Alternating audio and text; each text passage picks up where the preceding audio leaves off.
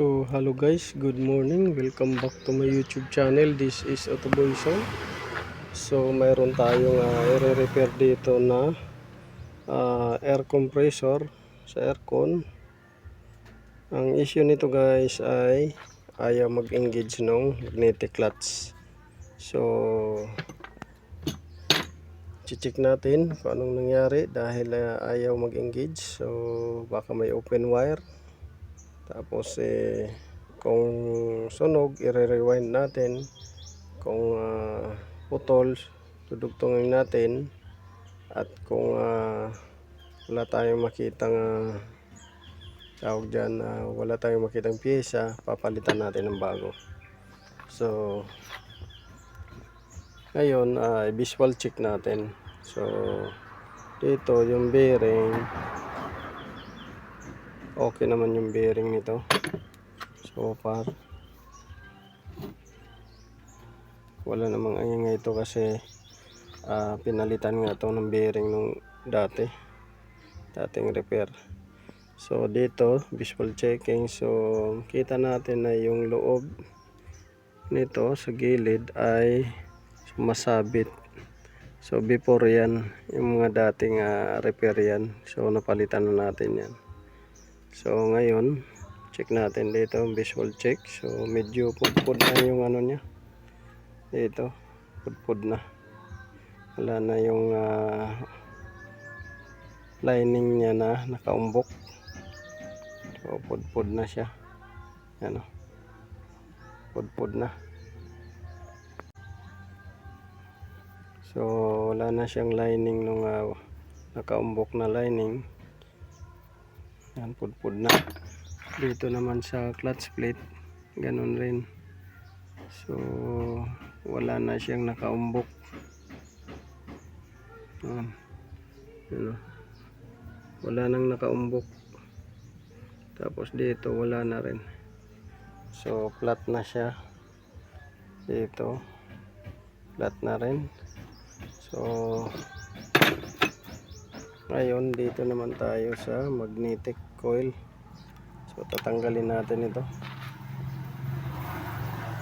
para ma-check natin kung may putol ba, bakit ayaw mag-engage nung magnetic clutch. So yun yung ano natin, goal dito. Tapos itatry natin repairin kung mare-repair pa, kung hindi papalitan na. So dito may issue kagad siya, flat na, wala na yung lining nya na nakambok. Tapos dito rin clutch plate, wala na rin. So dito guys, tinister natin, talagang wala siyang contact. So dahil wala siyang contact, may putol siya. So may putol to, may putol to guys sa kalagitnaan. Ayan, may putol. So yun yung alamin natin, sana putol, pero nasa loob siya, ang putol nasa loob, putol. So wala siyang contact. So ating re-repairin yan guys, re-repairin natin para katipid sa customer.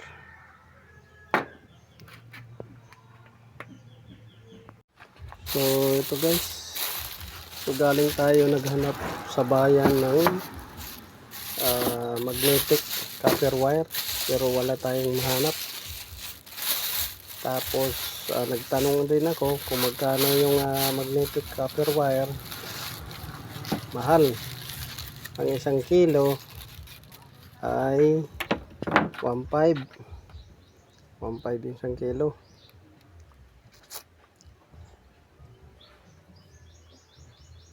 So yun yung ano natin, wala tayong mahanap na magnetic copper wire. So yun yung problema natin guys, dahil wala tayong mahanap na magnetic copper wire. So gagawin natin ito, papalitan na lang talaga to ng bago dahil wala tayong mahanap, wala tayong mabili. Kung bibili man mahal din ang kilo, 1.5 ang kilo. So plus labor 1.5, 3,000 din. So malapit lang din to sa bumili ka ng replacement na halos nasa 5,000. So yun, update ko kayo guys.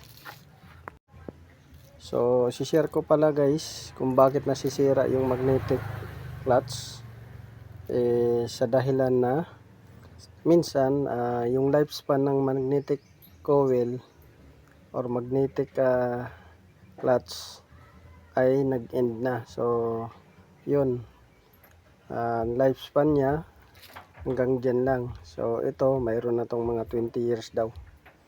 So bawing-bawi na yung customer nito.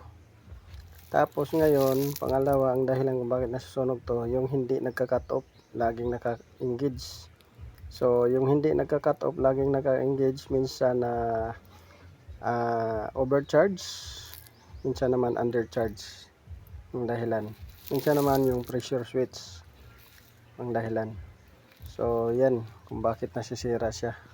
Pangatlo, yung kalawang. Yan, nakakasira. So yan lang guys, update ko kayo pagka nabilhan na natin. Ito guys, magtatanggal tayo ng compressor dahil i-rewind natin yung magnetic clutch coil. So ito, Suzuki Vitara. So natanggalin natin yung belt.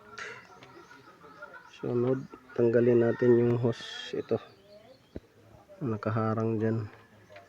Tapos yung electrical wiring ng compressor. So sunod natin itong hose, ito, tsaka yung hose doon, high side tsaka low side, para matanggal yung compressor. So medyo may kasikipan to. So ang issue pala nito guys ay ayaw mag-engage yung magnetic clutch coil. Nilagyan na natin ng freon, chinek, okay naman, wala po namang leak na nakita so far. So tanggalin lang natin yung, check natin yung compressor clutch.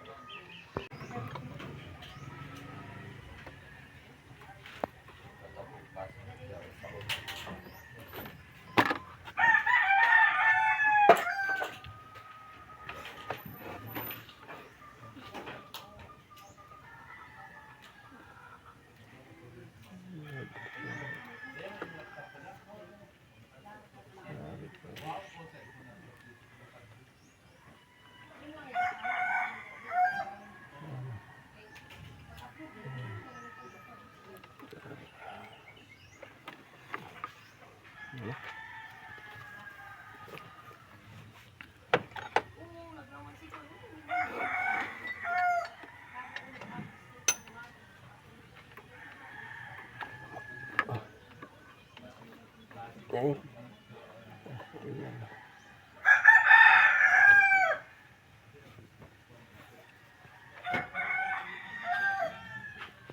So ayan guys, natanggal na natin. So naalis na natin yung compressor.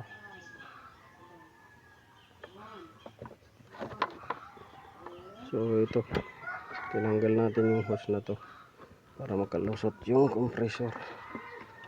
So tapos ito, high side tsaka dito low side, para maalis natin yung compressor dahil medyo masikip yung compressor guys, dyan nakalagay. So kailangan mong magtanggal dalawang hose ng radiator, dalawang hose ng aircon, at konting mga bracket dyan.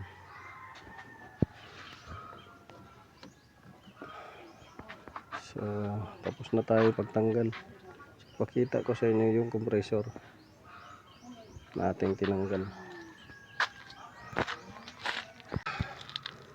So, ito yung compressor na ating tinanggal. So, ayun, ito yung gagawin natin dahil walang kontak. Ngayon, papatulo muna natin to kung mayroon ba siyang oil pa. So, ito linisan lang natin yan. Kunin natin yung part number nito para in the future pwede tayong mag check ng pyesa. So, kunin natin yung part number. Ang part number nya yan.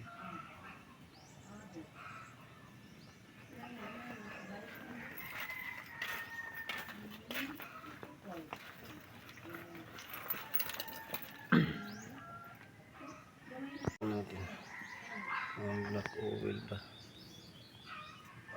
kauna?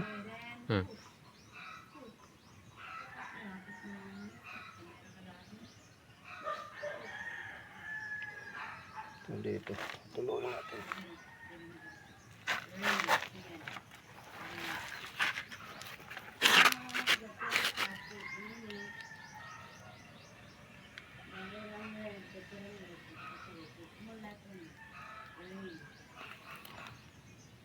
So, hindi man siya black oil, pero yung oil niya kakaiba na, contaminated na.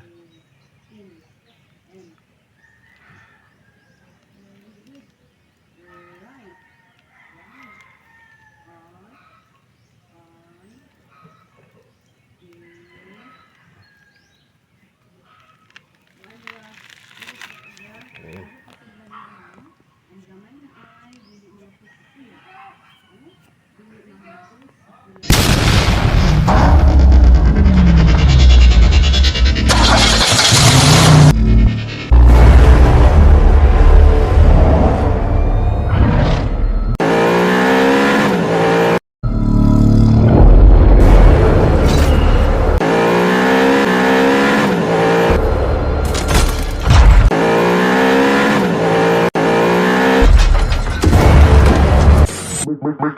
Make